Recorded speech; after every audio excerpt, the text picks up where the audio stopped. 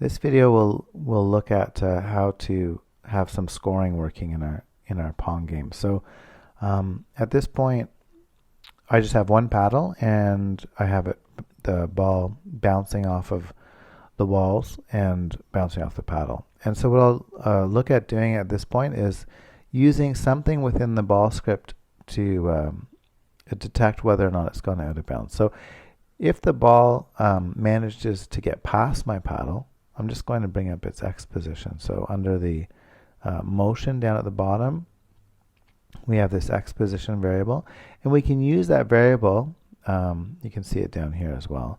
The 0, 0 position is somewhere around the center of the screen, and then X, it moves in a negative direction as you go left, and in a positive direction as you go right, just the same as you would plot in math. So your origin is at the center of the screen, and your out of bounds area is somewhere around X being, let's call it minus 228. So what I'm going to do is I'm just going to create a second loop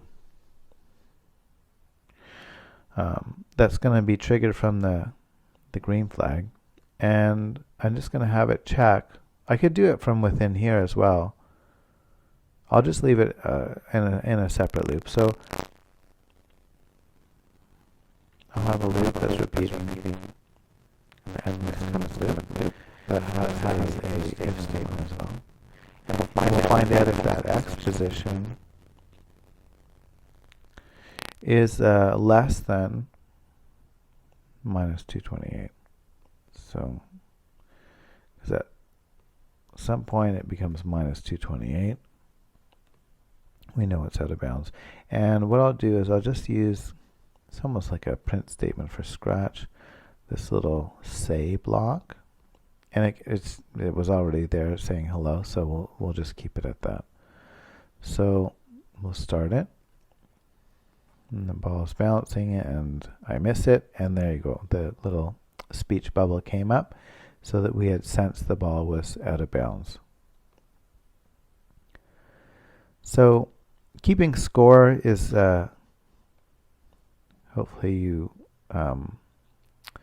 when you think about how to work with keeping score, you think that you'll require a variable in order to do that. So I'm going to create a variable for player 2 score. This one is player 1, and it's going to be for all sprites. So we can keep information that's just particular to a sprite for this sprite only, or if it's something that's going to affect the entire game, we'll make it for all sprites. And this is something they've added recently, where you can store data on the server. We're not going to use that. This is going to be locally stored. So there you see my player 2 variable appear up here. I can turn that off if I want, and I can change how it looks by clicking on it. So you have an opportunity, if you want to use this as a way to display the score, you can do that. And I'll just show you this other option you have. You can change the values of your variables with these sliders as well in this other kind of view of it. I'm going to leave it like this. So instead of having it say hello, I'm going to change the variable, and I'm not going to use set. Set would be like saying variable equals a particular value, so let's say 3. So if I double click on this, you'll see my variable went up to the value 3. I'm instead going to use this change variable, and if I click on this one, you can see it just is going to continually go up by 1. So this basically says variable equals, or player 2 equals 3, and this says player 2 equals player 2 plus 1. So you would use this at the beginning of your game to set your variables down to 0 if you had a restart button, and then you would use something like this to change the score every time the player scored. Now you just saw something happen there where it got 2 points automatically. It did it again. So it's traveling past 228. My test isn't far enough. It's going into 228 and then spending another another moment in 228 on the next time that this scoring script runs. It's picking up an extra point. But I'll just stop it for a moment. The reason I'm not going to worry about that right now is because we have to take care of some other issues. As soon as the ball goes out of bounds, not only do we have to score something, but we have to kind of reset the ball back to the center. So at that point, you could do that a number of ways. We'll just do it the simplest way possible. So we'll set the ball back to the beginning. So we'll use coordinates for that. So we will go to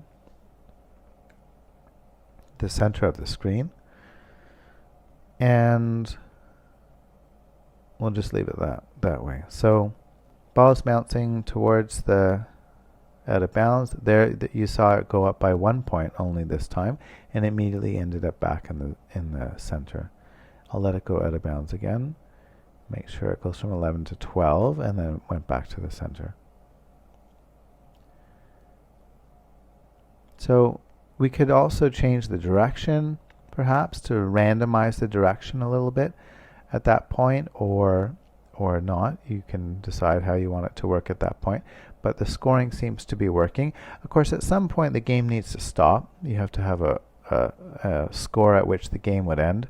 And again, you could use some kind of if statement in here to have that happen. So we'll look at that kind of aspect of it in the next video. We'll look at using a main loop to kind of trigger the start and the stop of the game, and that would be part of it. That would be part of the stopping game.